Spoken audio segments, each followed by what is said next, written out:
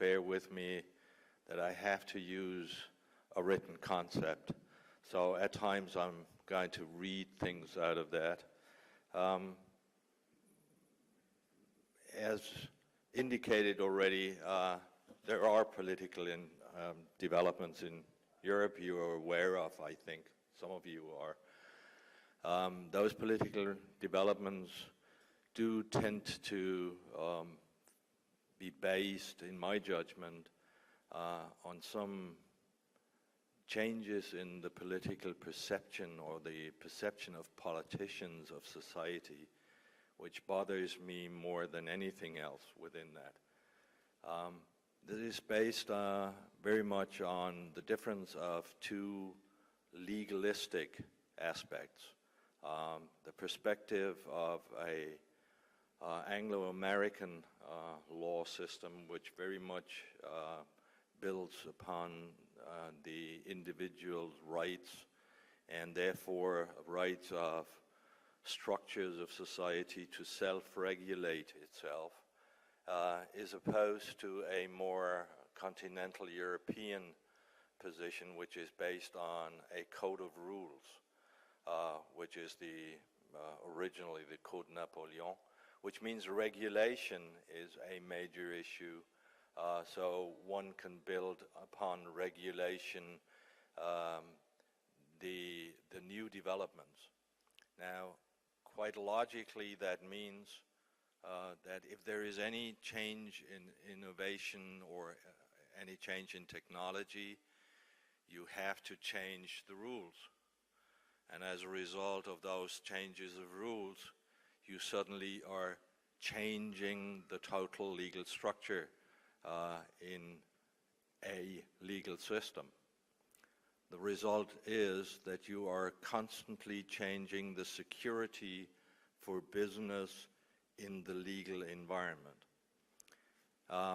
Based on that, we're facing now a second effect on that, and that is that suddenly those two systems are increasingly mixing because the influence on legal aspects, the intention of large global corporations do impact on those systems as well, and as a result of that, we are seeing a highly insecure environment about legal elements.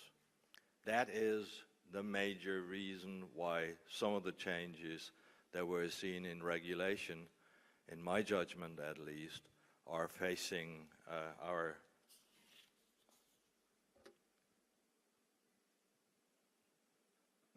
structure in Europe.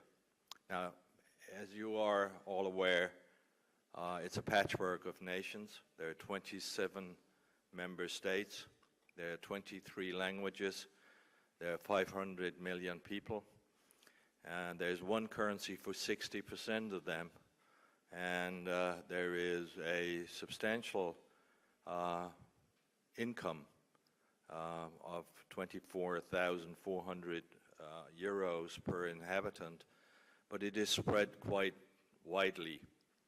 It is spread in between 250% of that amount to 40% of that amount, which means that we have quite a disparity within Europe itself. And if you look at the amount of money that is generated in the business of direct marketing, you'll find that there is an increasing number showing up there, which is now well above 100 billion euros for that business, with about 55% of that being in online digital businesses nowadays. Both sectors, offline and online, are actually growing, but online is outgrowing by far the investment levels.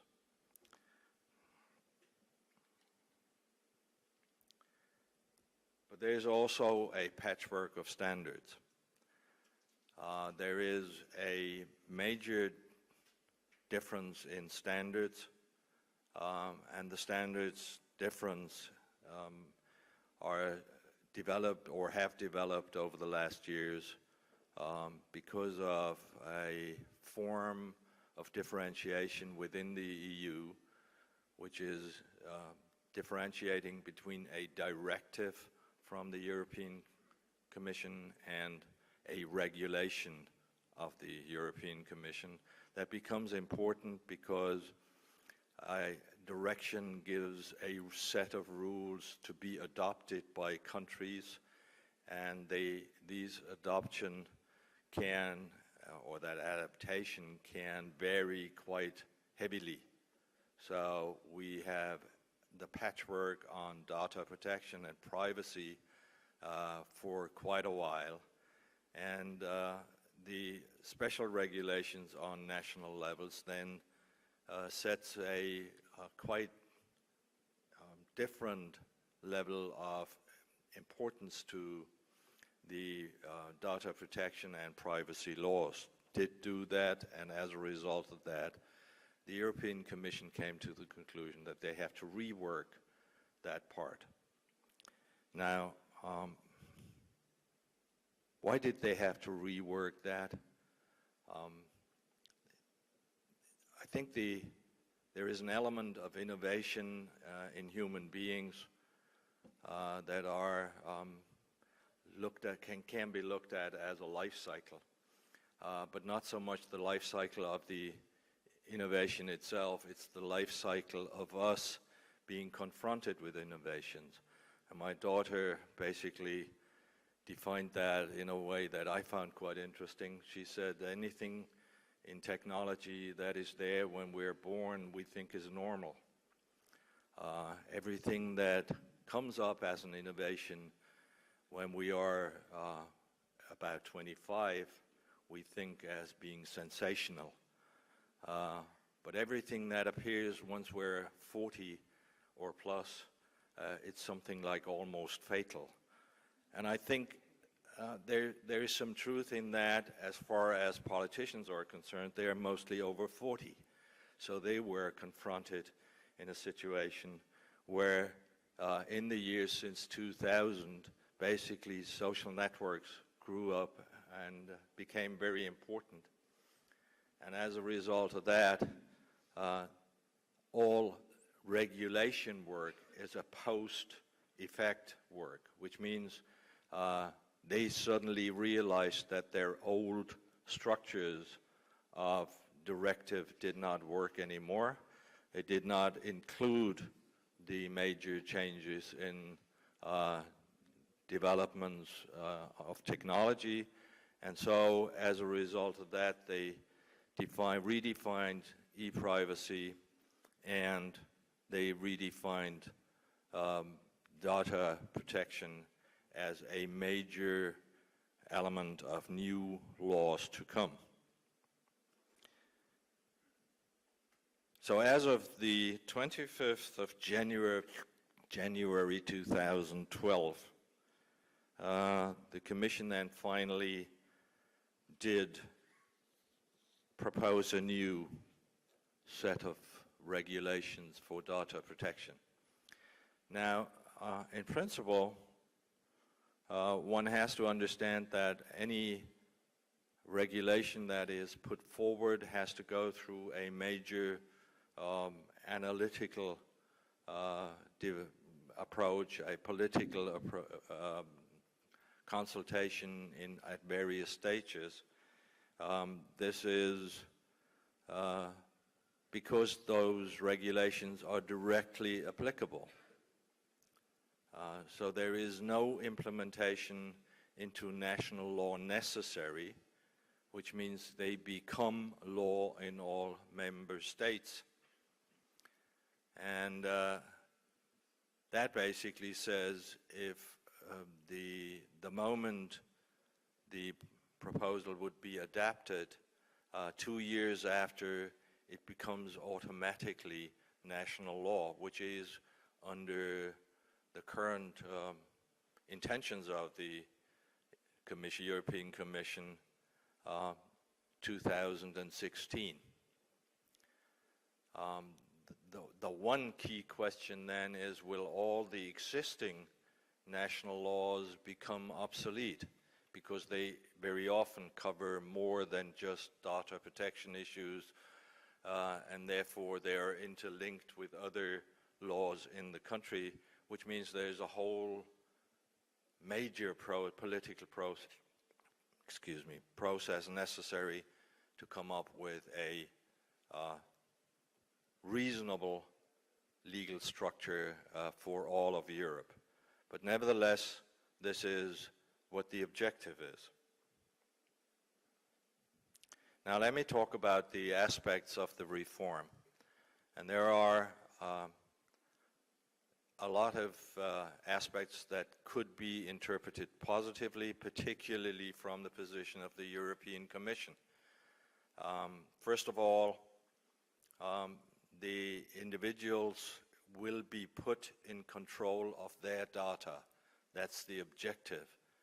The second is, and that is the concerning part, one of the concerning parts, is data protection rules will be adapted to digital internal markets.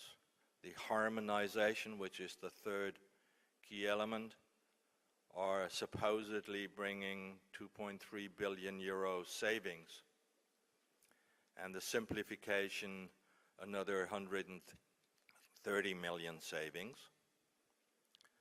There is one element in there which I am very concerned about, is there is more independence for data protection supervisory authorities.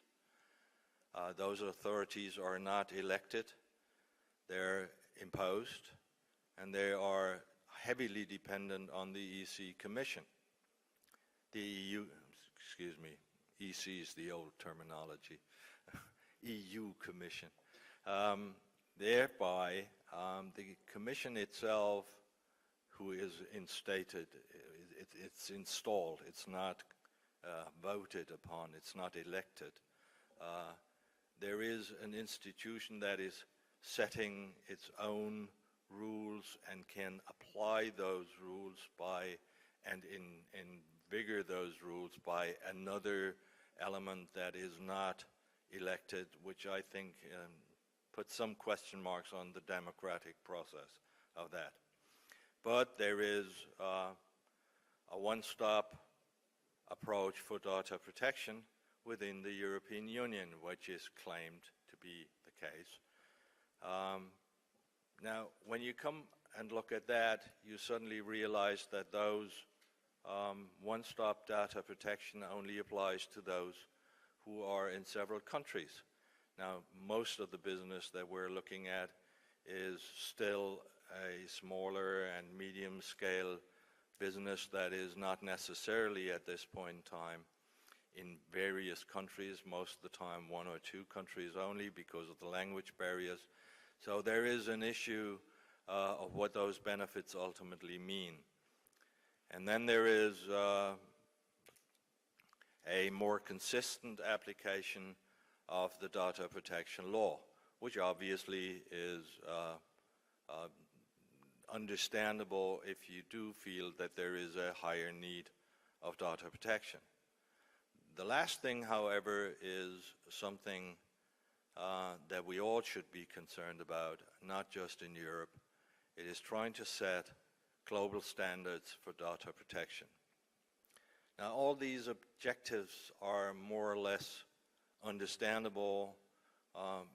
Some of them are debatable, but the real issue that we will see is what the application of the individual set of rules will really mean.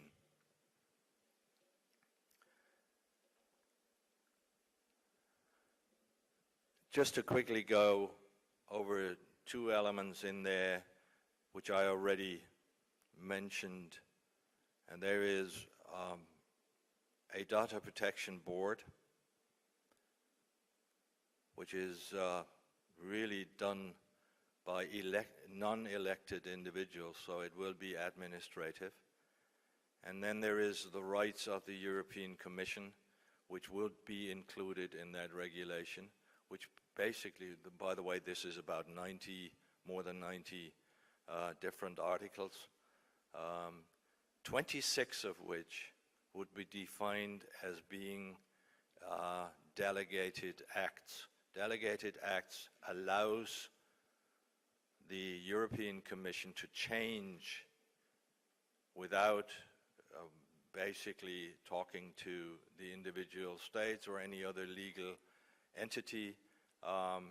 It would have to be accepted in total by the Parliament and the Council of Ministries, but in principle that means there is an opportunity, and that's the stated objective as well.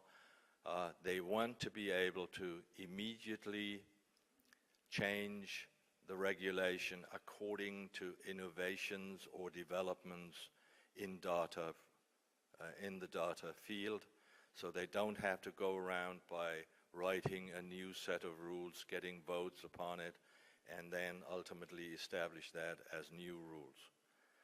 Those are a very concerning, generally very concerning element.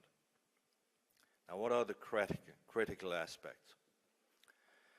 First of all, there is the general explicit opt-in across all media. Now, this has been already, that was the original proposal before it was published, and the Commission itself, through some intensive talks right before Christmas of 2011, changed the explicit unlimited opt-in across all media because they realized that that is basically impossible to achieve, because there wouldn't be any opportunity to go in and ask for some opt-in to start with, because if you don't have an opt-in, you can't ask for an opt-in. So at the end of the day, you would have basically closed down all approaches by companies to any consumer, any customer. And it didn't exclude business-to-business communication either. So at the end of the day, somebody realistically obviously saw that this is impossible, so it needed some changes. But nevertheless, the objective is now, from a company and industry perspective, that we achieve exemptions within those opt-in clauses.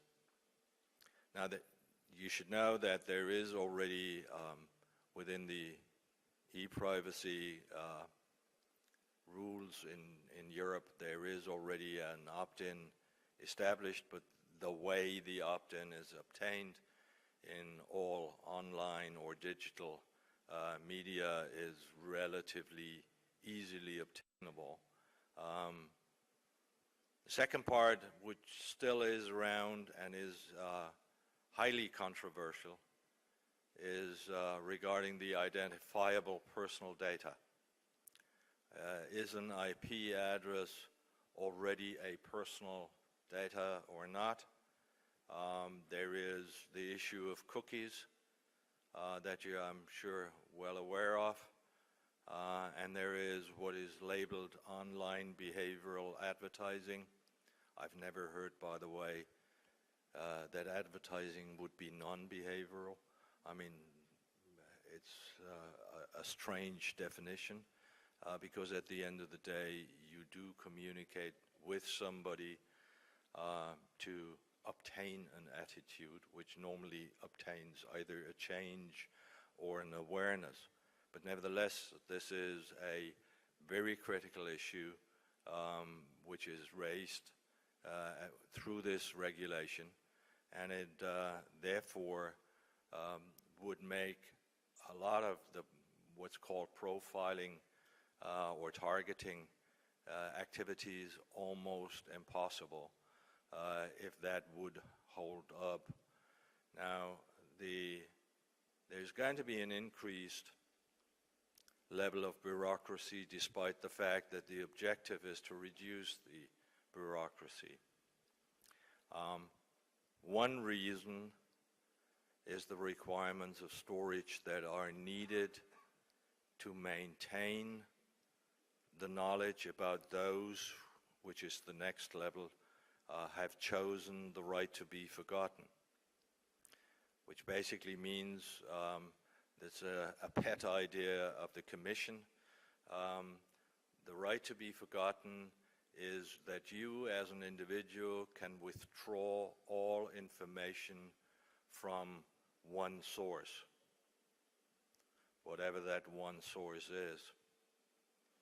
Now, if you are a company who has in your CRM system, for instance, you have established some facts and parameters on an individual. The idea is if that individual approaches you, you have to void that, basically. But in order to be able to prove that you did, the only way you can do that is you actually keep it. Because otherwise you cannot prove that you actually do not use it, which is a totally different statement than the right to be forgotten. But that is not the worst part of the bureaucracy, in my judgment.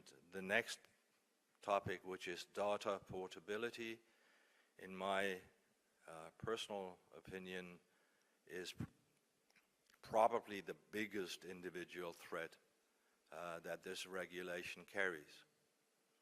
That basically says that if an individual chooses to change a supplier, it can require that all information that is stored at that supplier to be transferred to the competition. Which basically means you are at a bank. No, a bank is too easy. Think about an insurance company. You are a customer of an insurance company, and you decide that you want to have all information that is registered with that company to be transferred to another company. Why is bank easier? Bank has some special rules, and therefore that's easy. The insurance has a special set of rules on health information. That probably is also a difference. But imagine any business that you're in. At the end of the day, you transfer all information, transactions, whatever happened with that customer, you would have to pass on to the competition. I mean, this infringes on so many other elements like right of ownership and elements like that. I'm not sure that the Commission will be able to keep that element within the proposed regulation, but nevertheless, the thinking behind it is the thing that concerns me most. Lastly, there is something which I found astonishing. I think it is an element of negotiability. That's why it's proposed in here. It's the level of sanctions that this regulation would propose. The level of sanctions of 2% of global turnover basically means the current hardest sanction level that is existing in Europe is under the German data protection law. It's 300,000 euros as a penalty for an infringement.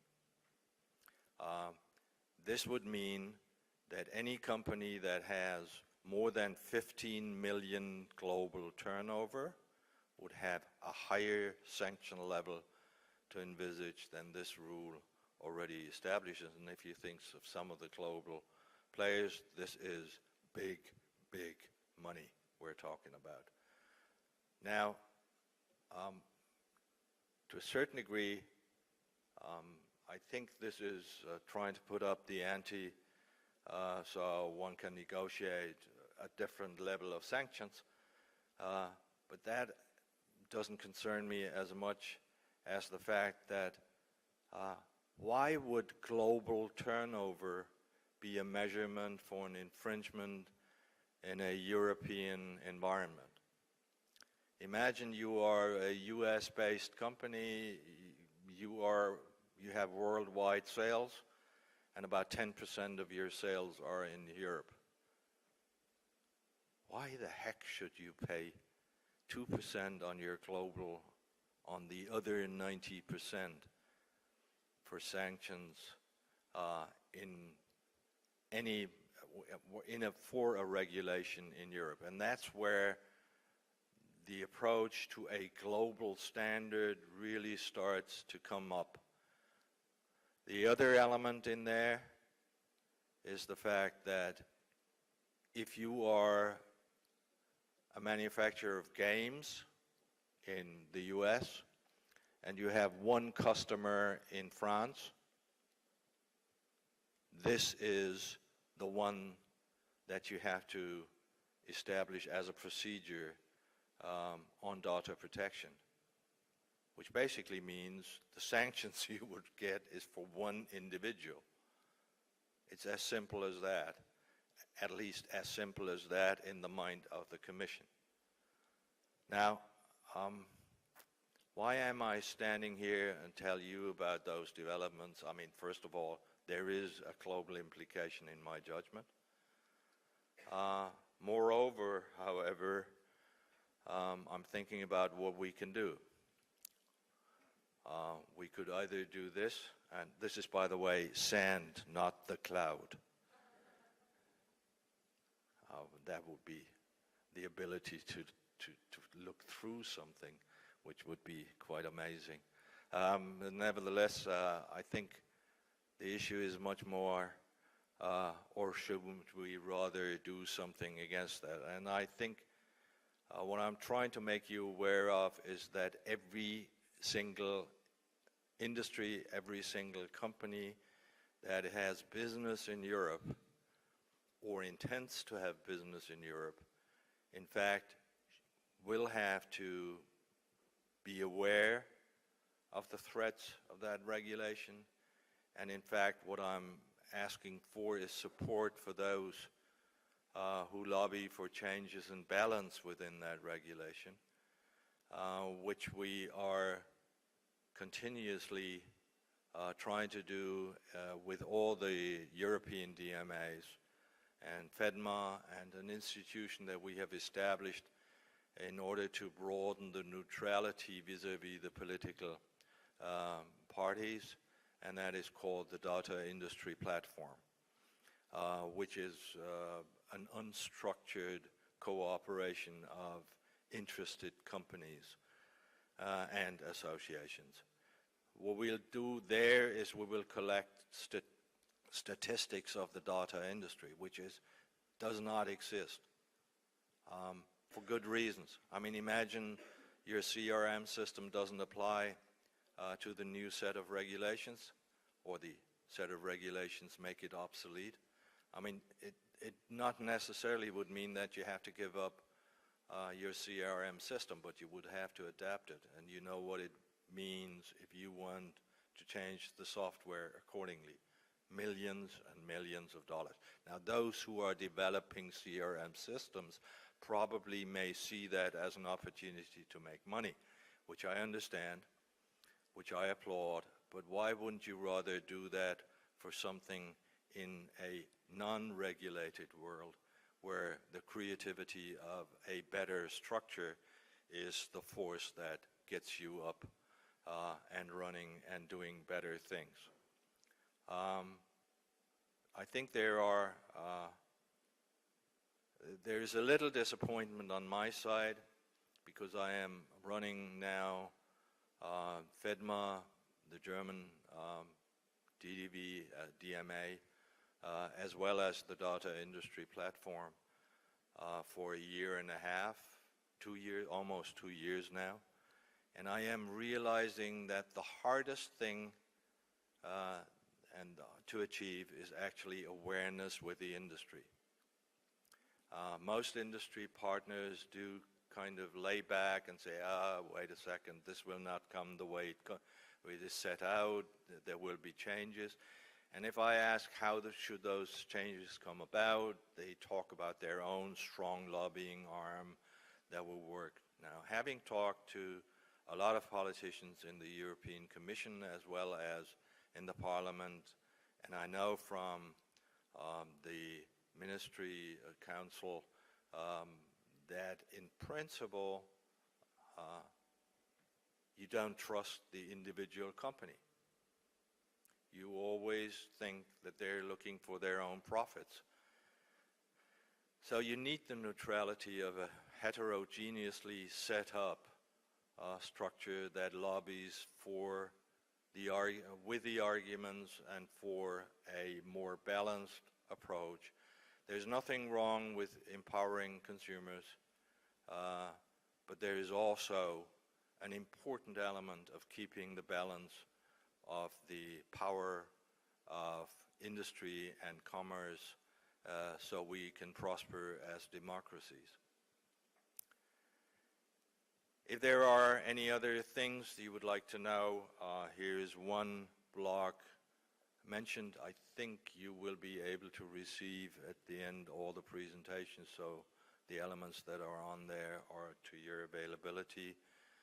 And it's for me just to thank you very much for your attention and hopefully some support in the future.